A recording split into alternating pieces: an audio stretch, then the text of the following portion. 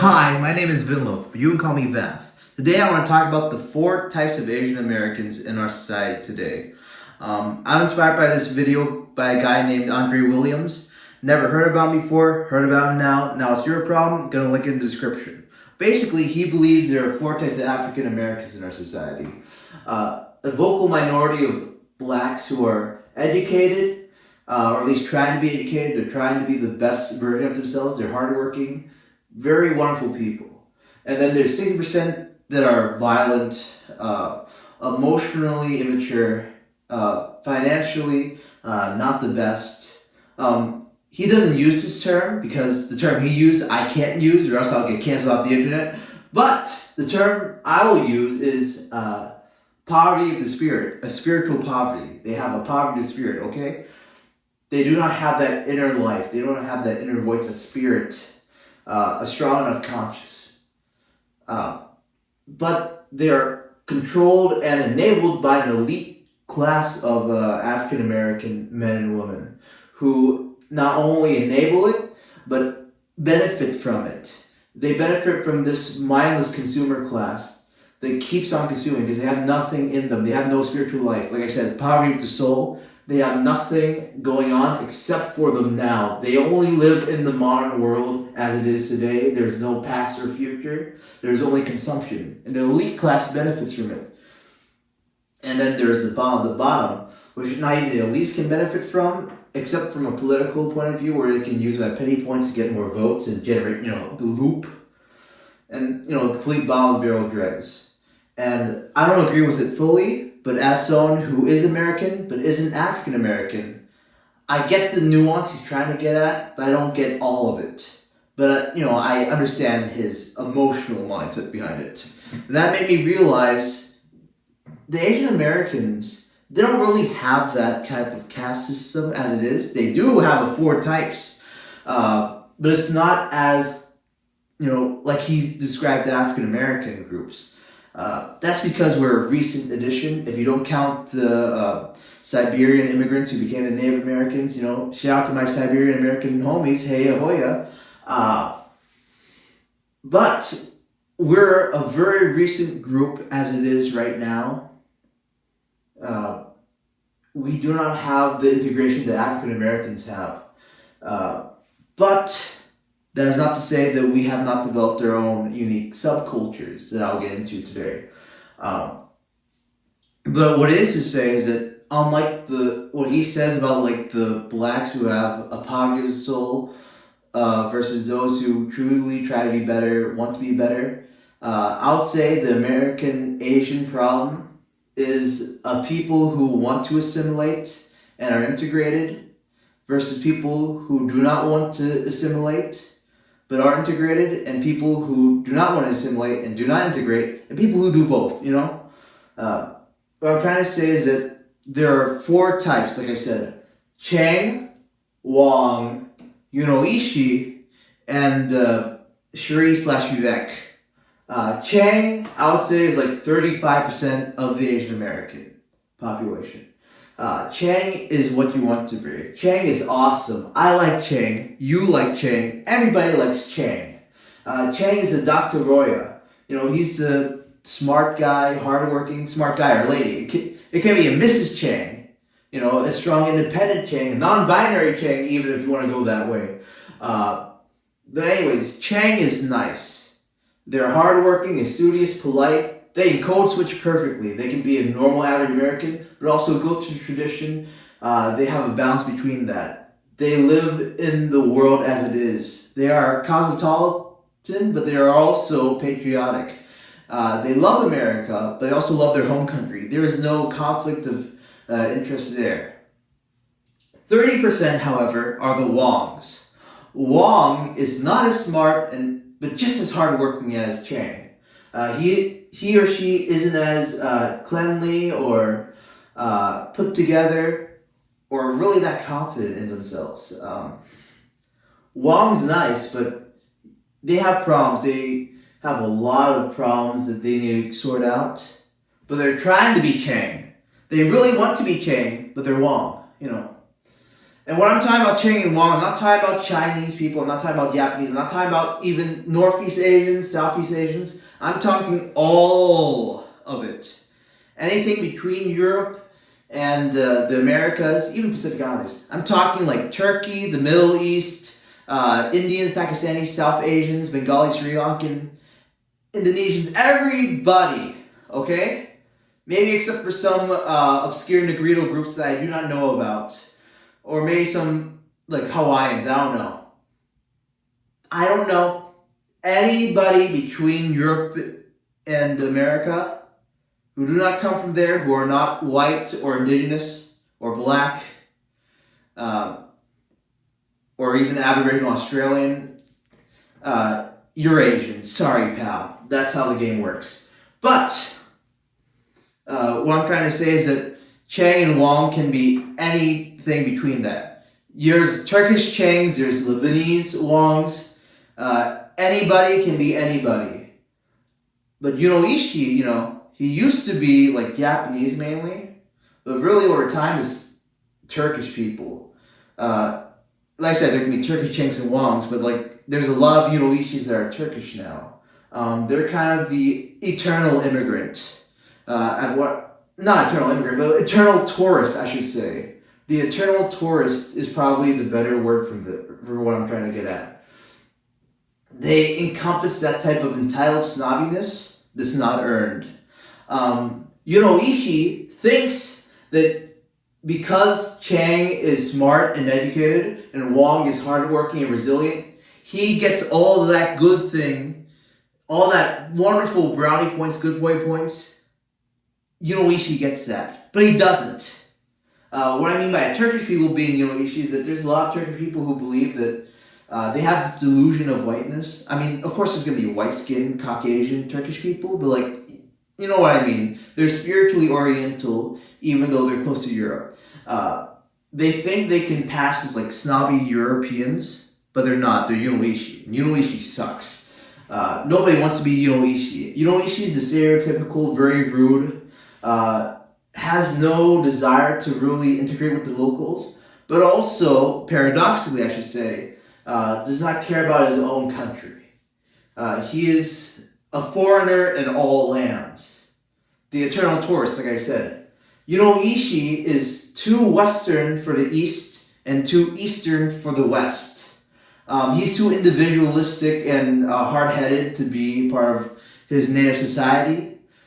But he is too, like I said, Oriental to be a part of our society, the American society as a whole. He or she does not want to integrate, nor can integrate. I guess it's a poverty of spirit once again, but it's a lot more complex because a Wong can become a Yunioshi if he has like a bad alcohol or gambling addiction and loses everything, becomes bitty and arrogant, bitter and arrogant, you know what I mean? Wong can lose all that wonderful, nice things about him and become Yunioshi. Chang probably can't unless he gets a real string of bad luck. Like, I don't know, maybe he gets out as a pedophile and his life is ruined and he's stuck in an apartment all day, Anyways, the final group, the most insidious, I would say, are the Shri/Vex. Once again, this is not an attack on Indian people. I love South Asian culture. It's wonderful most of the time. But like what I'm talking about is Shris and Viveks. They are paradoxically the bottom of the barrel and the top of the barrel.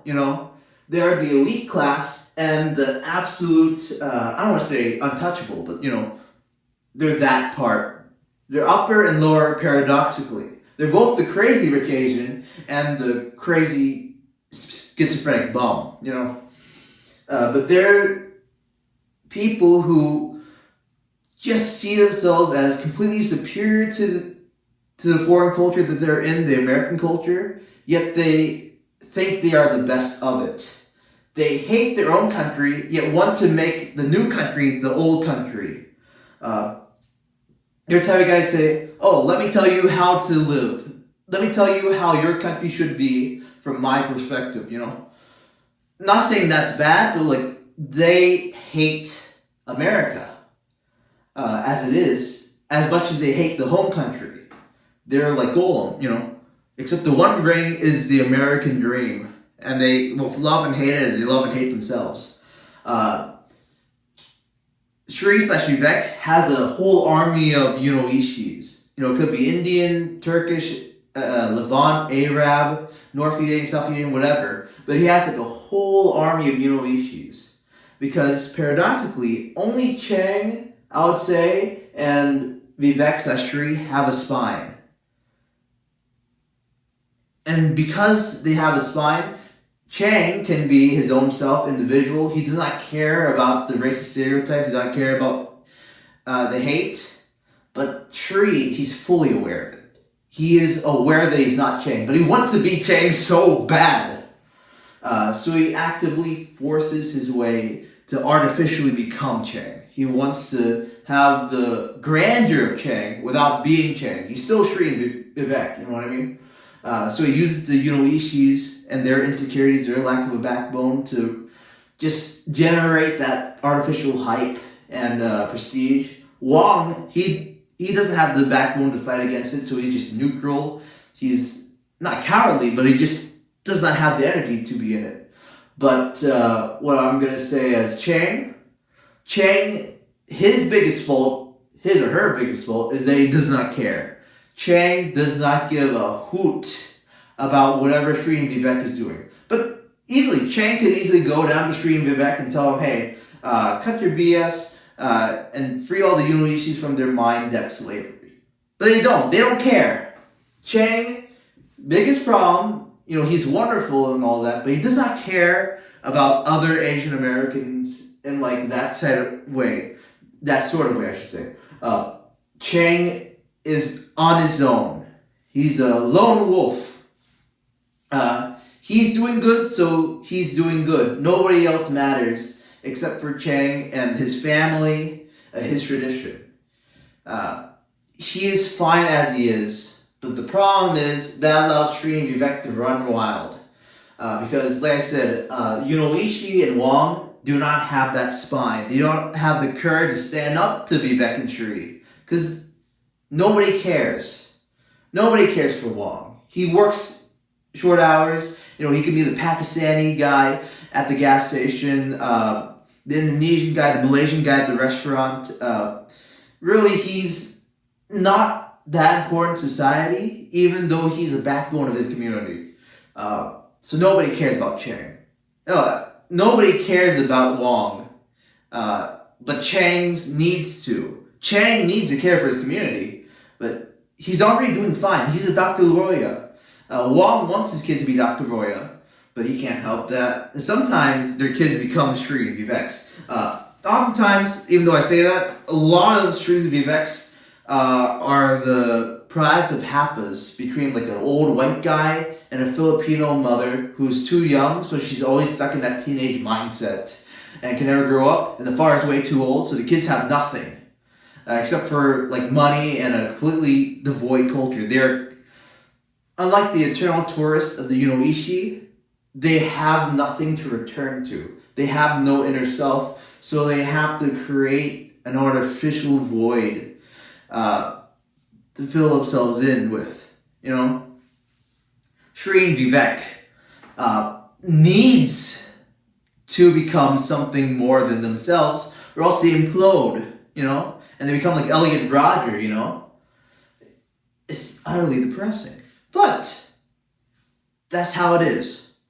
Remember, 35% are Changs. Everybody likes Chang. 30% are Wong. He's often the immigrant, but he also could be native. He's alright. People like Wong, but they love Chang. Yunioishi's annoying. Nobody likes him. But he's there, and he profits off of Chang and Wong being wonderful people, nice people, hardworking people. And Shri and Vivek, they benefit off of Yunioishi's insecurity.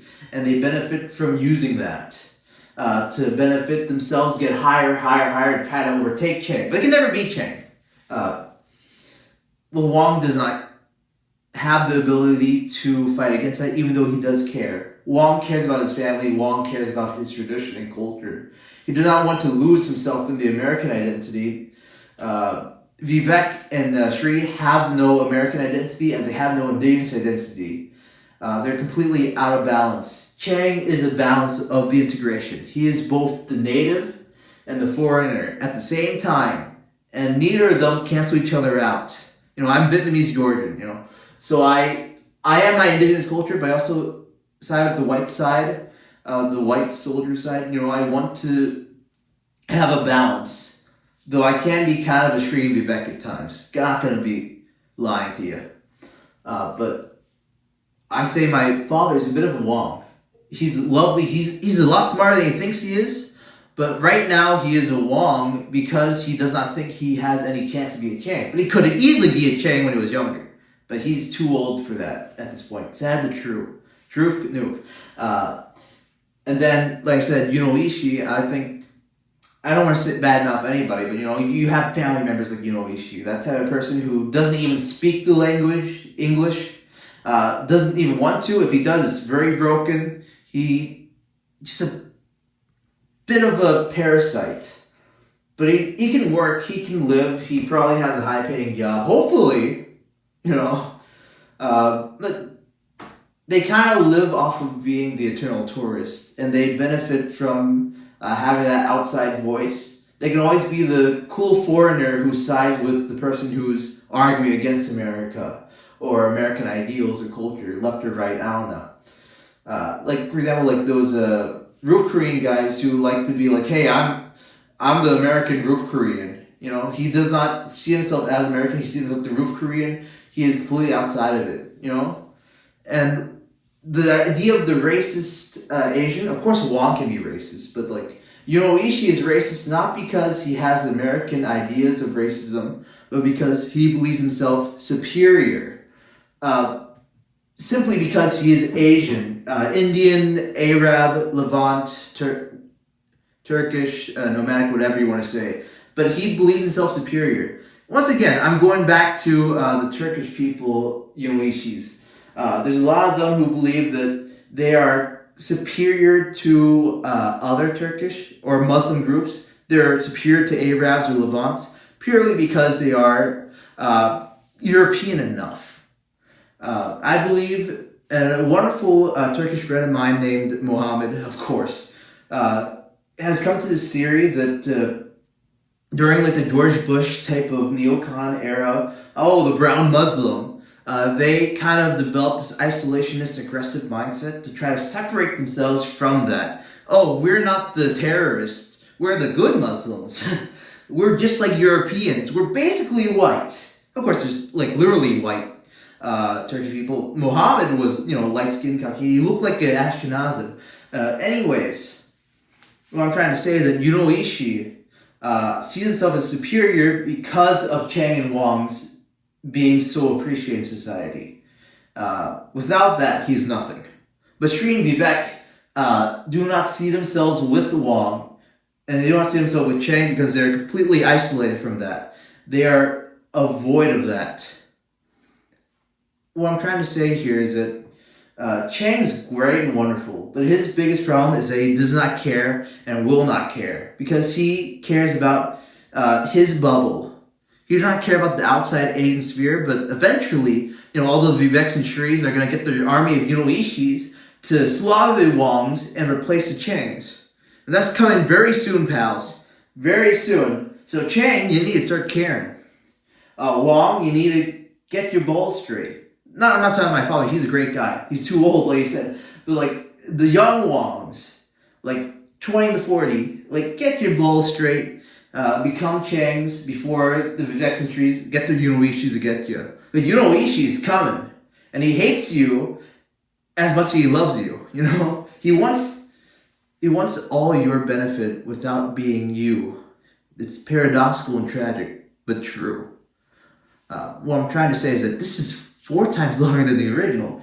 And my final thoughts are, I can't say a single fraction of what he said in his video, but Andre Williams cannot say what I'm going to say right now. Here we go. Chink, gook, nip, flip, moonface, flat nose, Charlie, Yun, that's Cambodian slur against the Vietnamese,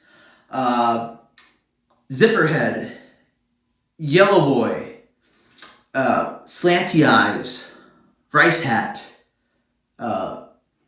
soybean drinking willy-nilly, silly billy hoo-ha. And if you try to fire me or cancel me for saying all those slurs against Asians, that's a hate crime because I'm an Asian American male. And if you fire me, that is, like I said, a hate crime. And I'll sue you because that is a hate crime.